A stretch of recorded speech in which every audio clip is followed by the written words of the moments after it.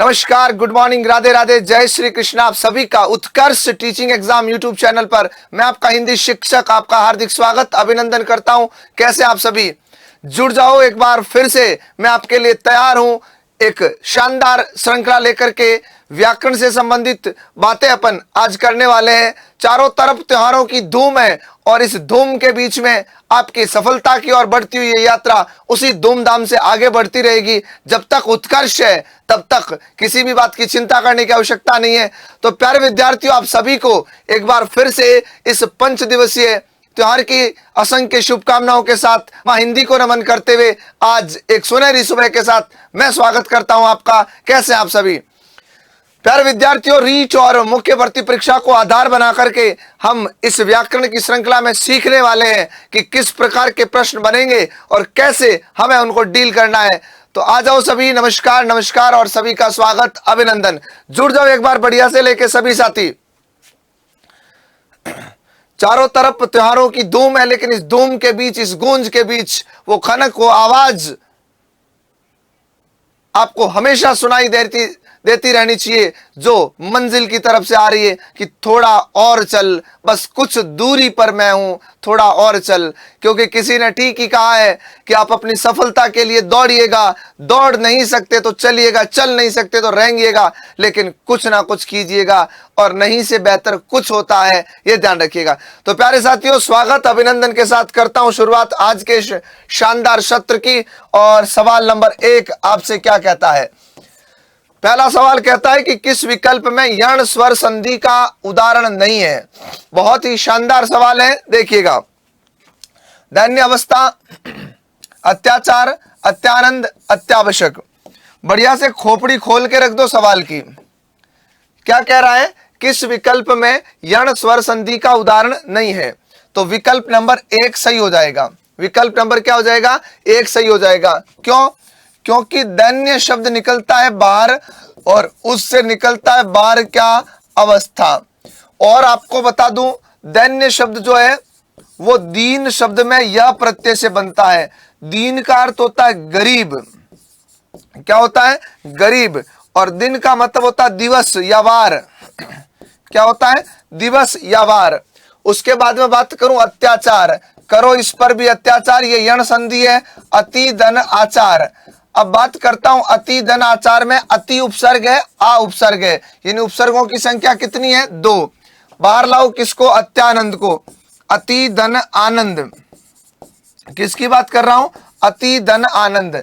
और अत्यावश्यक की बात करता हूं तो अति धन क्या होगा? आवश्यक।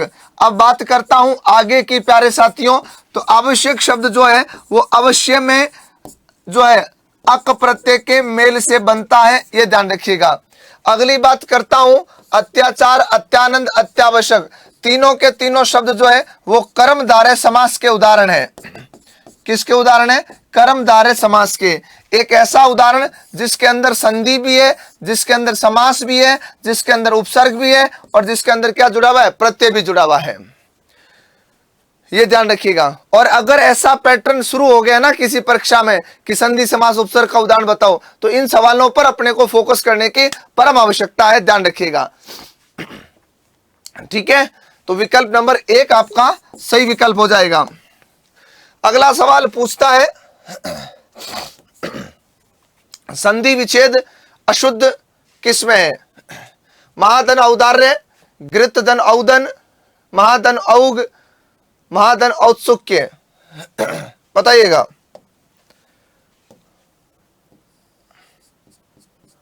हाँ बताएं। इसको थोड़ा सा करेक्शन कर लेते हैं, नहीं तो फिर बोनस देना पड़ेगा अपने को। बताओ किसमें आपके संधि विच्छेद क्या पूछा है? अशुद्ध है। बात नंबर 1 महोदार्य। महा होता है कि महा होता है? औदार्य होता है कि नहीं होता है? बिल्कुल होता है। क्यों? क्योंकि उदार में यह प्रत्यय जुड़ता है तब ऊ का क्या बनता है? औ बनता है। क्या बनता? औ। गृत धन औदन। औदन ऐसे आता है क्या? नहीं आता है सर। तो आता है सर घृत धन ओदन। ओदन का मतलब होता है पका हुआ भोजन। घी में जो पका हुआ भोजन होता है उसे कहते हैं घृतोदन। घृत एक तत्सम शब्द है जिसका तद्भव घी होता है। ओग, बिल्कुल महोग सही है। ओग कहते हैं प्रवाह को। प्रवाह बोले तो बहाव को। ठीक है। औत्सुक्य शब्द जो है वो उत्सुक में यह प्रत्यय से बनता है। किससे बनता है? या से। मजे की बात करते हैं कि ये सारे के सारे उदाहरण जो है वो वृद्धि संधि के उदाहरण है। किसके उदाहरण है? वृद्धि संधि के उदाहरण है। तो विकल्प क्या हो जाएगा? 2 नंबर सही हो जाएगा, ये ध्यान रखिएगा। चलो, बहुत ही भयानक सवाल दिए हुए हैं। विकल्प क्या पूछ रहा है? निम्न में से किस विकल्प में संधि विच्छेद शुद्ध है? दुरे दंत ठकार दुस्तकार, ततः दंत ठकार ततस ठकार, बहिस दन थेडन बहिस थोडन, निस्दन चिंत निश्चिंत। बताइएगा। हाँ,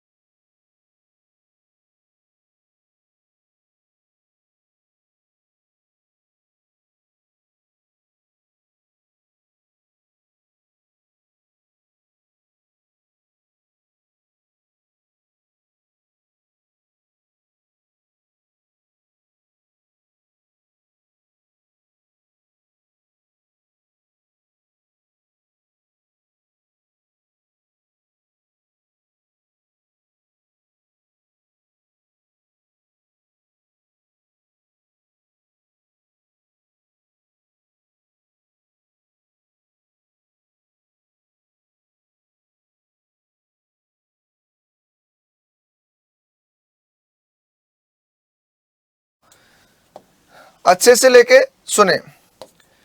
इसमें भी थोड़ा टाइप एरर है, ये थे रखिएगा, थो नहीं, क्योंकि शब्द विवेचन गलत हो जाएगा फिर से, है ना। हाँ, अब देखो बाकी वाले शब्द देखिएगा। दुरा नहीं होगा, क्या होगा? दुआ दंथकार होगा, दुआ दंथकार, ठीक है। तथा अलंत नहीं आएगा, और निशा अलंत नहीं आएगा, शाह आएगा ही नहीं, निया आएगा। क्या आएगा? निय, ठीक है। सी विकल्प आपके सही हो जाएगा। अगला सवाल, किस विकल्प में समास विग्रह अशुद्ध है? देखिएगा। हीनार्थ, हीन है जिसका अर्थ, बिल्कुल ठीक है। उल्का पात, उल्का यानी तारा का पात मन गिरना। स्वचिंतन, स्वयं द्वारा चिंतन। देव विरचित, देव के लिए विरचित। बताइएगा, बताओ क्या पूछ रहा है आपसे कि किस विकल्प में समास विग्रह गलत है? बताइएगा।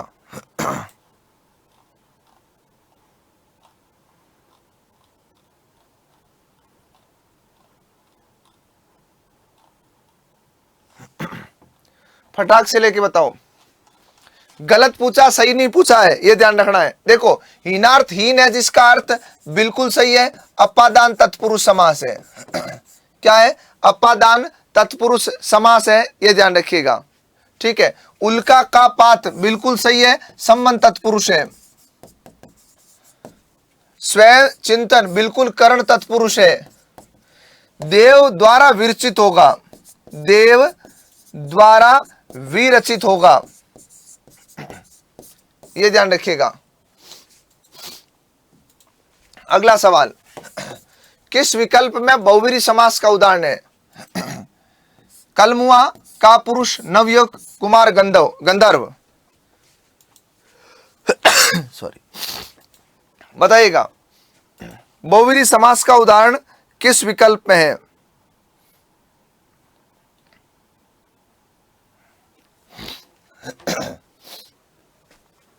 बहुवीरी समास, देखो, कल मुहा क्या कह रहा है? काला मुंह है जिसका, अर्थात कलंकित आदमी।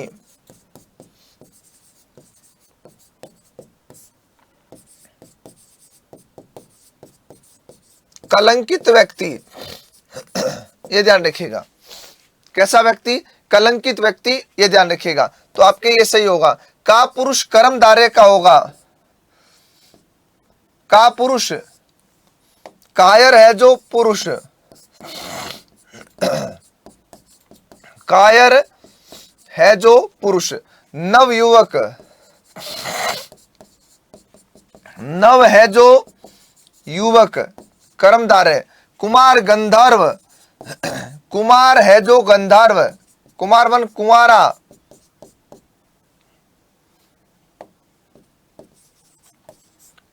या जवान है जो गंधर्व। तो ये जो तीनों उदाहरण है ये कर्मधारय समास के हैं। किसके उदाहरण है? ये कर्मधारय समास के उदाहरण है, ये ध्यान रखिएगा। ए विकल्प आपके ठीक होगा।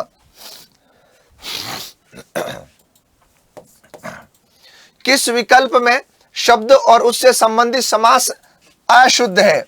घनघोर कर्मधारय, घना है जो घोर भी।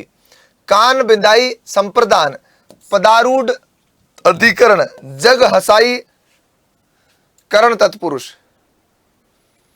बताइएगा। हाँ, फटाक से लेके बताओ।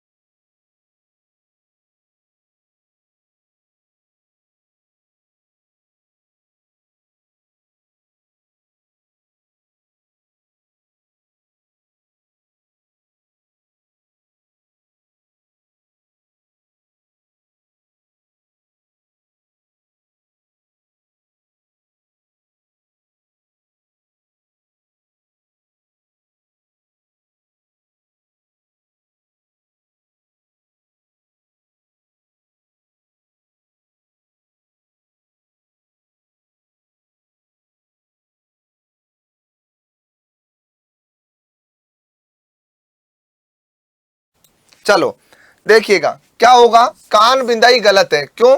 क्योंकि कान, कानों की बिंदाई होगा, मतलब कर्ण छेदन की क्रिया। संबंध तत्पुरुष होता है। कौन सा होता है? संबंध तत्पुरुष होता है। बाकी पद पर आरूढ़, जग द्वारा हसाई और घना है जो घोर। अगला देखिएगा।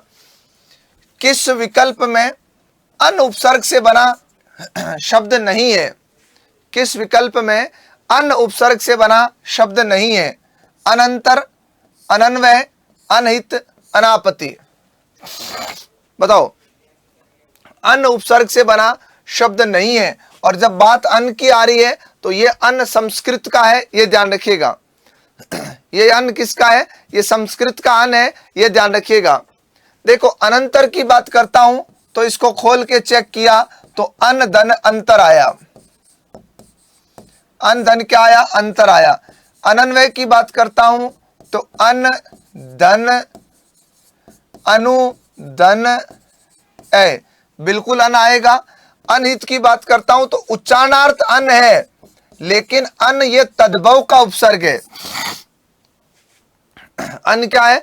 तद्भव का उपसर्ग है, ध्यान रखिएगा। और यहां पर अन्न धन आपत्ति आता, अनापत्ति, ये ध्यान रखिएगा। ठीक है, तो विकल्प नंबर 3 आपके सही हो जाएगा। अगला सवाल आपके लिए मित्रों कि किस विकल्प में दुरुपसर्ग से बना शब्द नहीं है? क्या पूछा है? दुरुपसर्ग से बना शब्द नहीं है। दुर्लंघ्य, दुर्रूह, दुरंत, दुस्तर।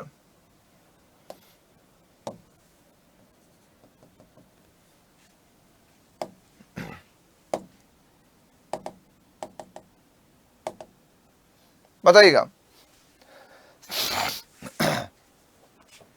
देखो, दुर्लंघ्य जिसे लांघना कठिन हो, जिसे क्या हो? लांघना कठिन हो, लांघा नहीं जा सकता, लांघना कठिन हो, बिल्कुल दूर है। दुर्रूह, दुरंत, लेकिन यहां पर लगा हुआ दुस्तर, सभी में विसर्ग संधि है, ये ध्यान रखिएगा। दुस्तर जिसे तैर कर पार करना कठिन हो, तैर कर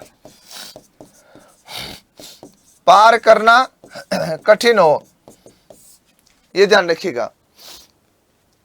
ठीक है, तो ये दुस्तर होगा। 4 नंबर विकल्प क्या होगा? दुस्तर, विकल्प नंबर 4।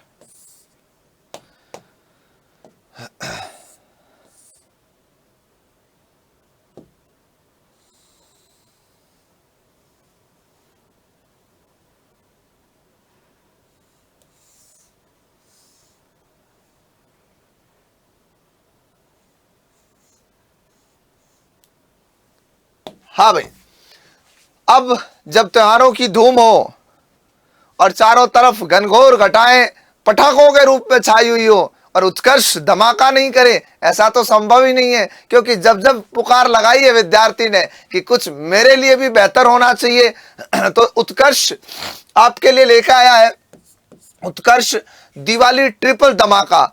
24 अक्टूबर से लेकर के 3 नवंबर, विद्यार्थियों अब अंतिम क्षणों में पहुंच चुके हैं अपन, क्योंकि आगे आ रहा खूब सारा वैकेंसीज का सीजन। अब देखो, केवल शादियों की सीजन नहीं आ रही आगे दिवाली के बाद में, आगे भविष्य में होने वाली शादियों की सीजन भी आ रही है। क्योंकि अब सबसे बड़ी जो वैकेंसीज आने वाली है वो आने वाली है टीचर की। ग्रेड फर्स्ट की वैकेंसी अनाउंस हो गई है। अब आप कई बच्चे कहेंगे सर उसमें तो पद तो ऊंट के मुंह में जीरे वाली बात हो गई। नहीं, ऊंट के मुंह में चारे की व्यवस्था होगी, चिंता मत करो, जीरे से काम नहीं चलेगा। उसमें 99% संभावना है कि पोस्टें बढ़ेगी, ढंग से बढ़ जाएगी, कोई दिक्कत वाली बात नहीं है। ग्रेड 3 आने वाली है, रीट चूंकि अनाउंस हो चुकी है, और उसके बाद में ग्रेड 2 बहुत बड़ी वैकेंसी आएगी 2nd ग्रेड की, ये ध्यान रखना है। तो उत्कर्ष ऐप में शिक्षक भर्ती के सभी ऑनलाइन कोर्सेज पर अप टू 90% ऑफ है। 3 महीने के अतिरिक्त वैधता के साथ में सबसे बड़ा बेनिफिट ये है, और रिकॉर्डेड कोर्स फ्री मिल रहा है लाइव फ्रॉम क्लासरूम के साथ में। लाइव फ्रॉम क्लासरूम के साथ में रिकॉर्डेड कोर्स आपको क्या मिल रहा है? बिल्कुल फ्री मिल रहा है। इस दिवाली उत्कर्ष के साथ कीजिएगा अपने सपनों को क्या साकार। प्यारे विद्यार्थियों, मेहनत करते रहिएगा, उत्कर्ष आपके साथ खड़ा है। तेरा तुझको अर्पण मेरा क्या लागे, ये जो सब कुछ उत्कर्ष को आपने उत्कर्ष बनाया है, ये आपका ही सहयोग, स्नेह, प्रेम, आशीर्वाद है आप सबका। तो तेरा तुझे अर्पण।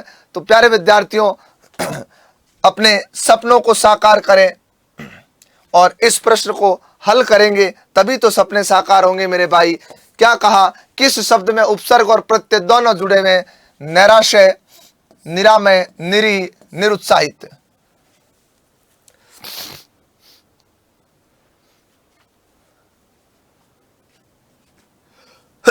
सॉरी, बताइएगा क्या पूछा है? किसमें उपसर्ग और प्रत्यय दोनों जुड़े हुए हैं? इसमें जुड़ा हुआ है निरुपसर्ग है और इत प्रत्यय। हालांकि मानकता की दृष्टि से यह शब्द बनाना गलत है, निरुत्साह शब्द ही होता है, यह ध्यान रखिएगा। बाकी इसमें यह शब्द गलत है, यह ध्यान रखना है, ऐसे शब्द बनाना। निराशा धन्य, इसका सही उत्तर आपके ए विकल्प होगा। निरुपसर्ग है, आशा मूल शब्द है, और यह प्रत्यय है। क्योंकि इसमें कई बार तुम जोड़ लेते हो कि सर निरुपसर्ग आ गया उत्साह, और उसके बाद में इत प्रत्यय। निरुत्साहित शब्द होता ही नहीं, शब्द होता है निरुत्साह। शब्द क्या होता है? निरुत्साह होता है, निरुत्साहित शब्द नहीं है। इसमें निर्धन ई, इसमें निर्धन आमय की बात होती है, ध्यान रखिएगा। ए विकल्प सही होगा। ये तो बात हो गई।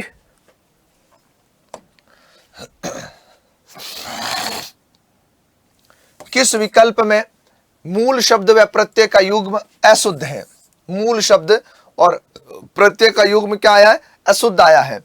द्वितीय में यह प्रत्यय दैत्य, नाभिक में ए प्रत्यय नाभिक्य, चाचा में एरा चचेरा, राधा में ए राधे। बताओ।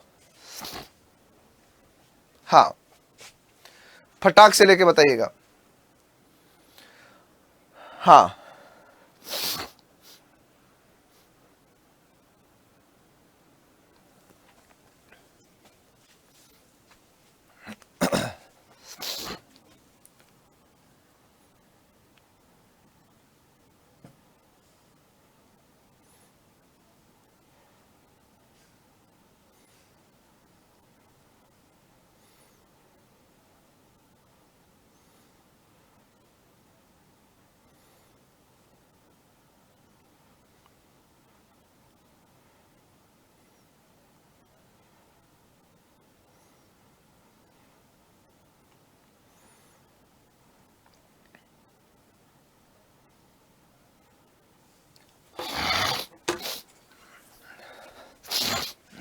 आ जाओ।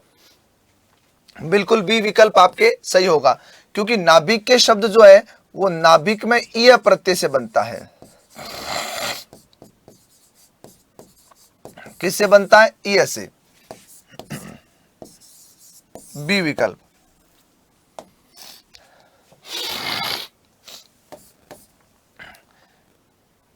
इक प्रत्यय से बना शब्द है। लतिका, लेखिका, कायिक, कलिका। बताओ कौन सा प्रत्यय पूछा है? इक प्रत्यय से बना शब्द है, बताइएगा।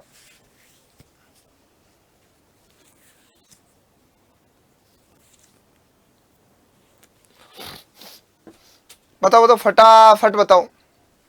देखो, लतिका में, लता में इका प्रत्यय, लिख धातु में इका प्रत्यय, यहां पर काया में इक प्रत्यय। सही आंसर कौन सा होगा? सी। और कली में इका प्रत्यय।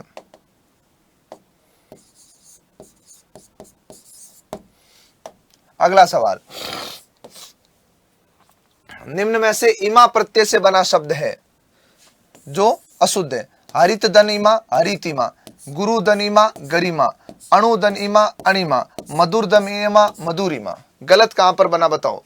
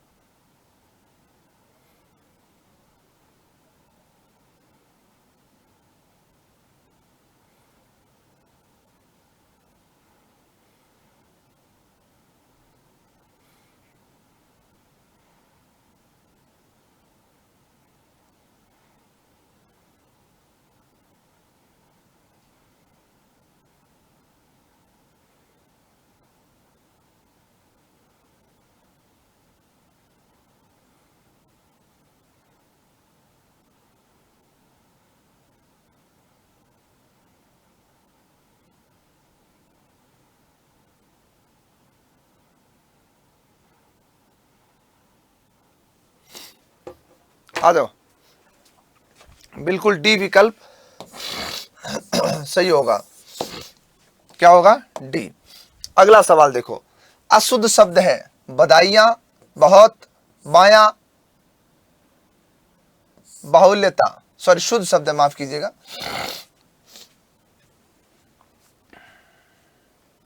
बताओ क्या पूछा है? शुद्ध।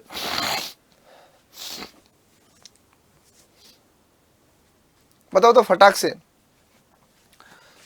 बहुत होता नहीं है, बाया होता नहीं है, बाहुल्यता नहीं होता है। बाया होता है ये, ठीक है। बहुत होता है ये, बाहुल्यता नहीं होगा, बाहुल्य होगा, है ना, क्योंकि यह प्रत्यय के साथ में कभी भी ता प्रत्यय का मेल नहीं होता। तो एक नंबर विकल्प आपका ठीक हो जाएगा।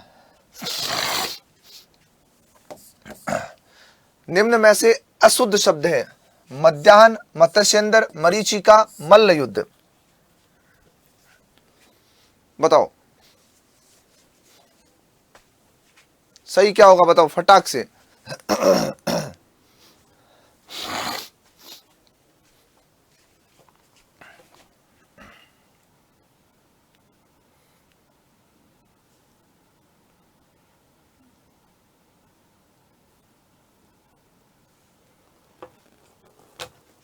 हाँ,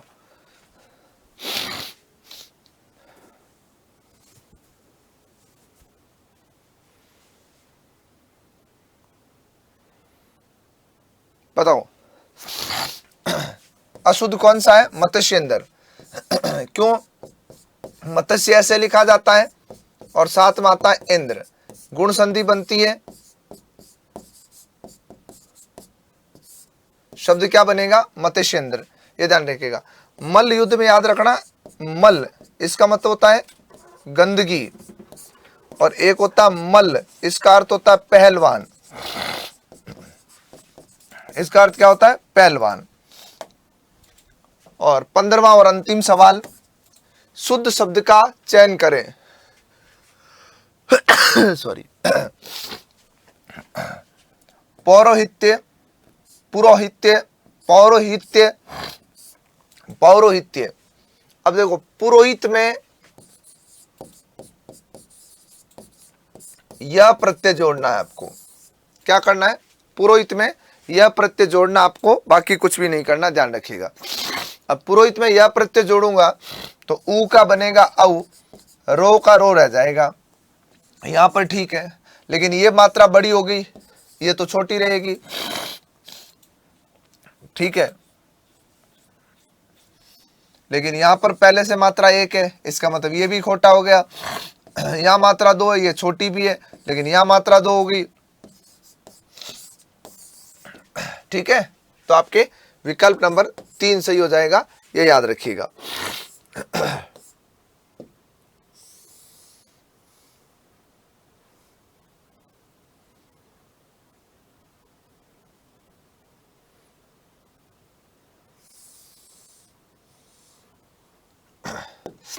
हाँ तो प्यारे विद्यार्थियों, दिवाली की धूम, उसमें उत्कर्ष ट्रिपल धमाका आपके लिए सभी कोर्सेज शिक्षक भर्ती परीक्षाओं के अप टू 90% ऑफ मिल रहा है। साथ ही साथ मैं बार बार एक बात पे जोर देता हूं, मुझे सबसे अच्छी बात ये लगी, इसमें आपको एक्स्ट्रा 3 महीने की वैधता मिल रही है। मतलब जो कोर्स की वैलिडिटी मिल तो रही है, वो तो मिल ही रही है, लेकिन साथ ही साथ में आपको मिल रही क्या? 3 महीने की अतिरिक्त वैलिडिटी। कई बार क्या होता है, एग्जाम आगे पीछे हो जाता है, कई बार सिलेबस रिकवर नहीं हो पाता है, तो उसके लिए अपन वैलिडिटी को लेकर के बड़े दुखी हो जाते हैं। तो उसके लिए आपको एक और जो है मौका है, और उसके साथ ही साथ अगर आप चाहते हो कि आप हमसे भी थोड़ा आगे पढ़ो, सेल्फ स्टडी को तेज कर सको, तो उसके लिए उत्कर्ष आपको लाइव फ्रॉम क्लासरूम के साथ में क्या दे रहा है? रिकॉर्डेड कोर्स फ्री दे रहा है। तो प्यारे विद्यार्थियों, आनंद लेते रहिएगा, मस्त रहिएगा, दिवाली की धूम में धूम मचाते रहिएगा, यूं ही मुस्कुराते रहे। उत्कर्ष आपके साथ हमेशा खड़ा रहेगा, एक आवाज उत्कर्ष के लिए काफी है। तो मां हिंदी को नमन करते हुए मैं लेता हूं तुमसे विदा। कल फिर मुलाकात होगी इसी समय इसी प्लेटफॉर्म पर, तब तक के लिए स्टे ट्यून उत्कर्ष क्लासेस। धन्यवाद।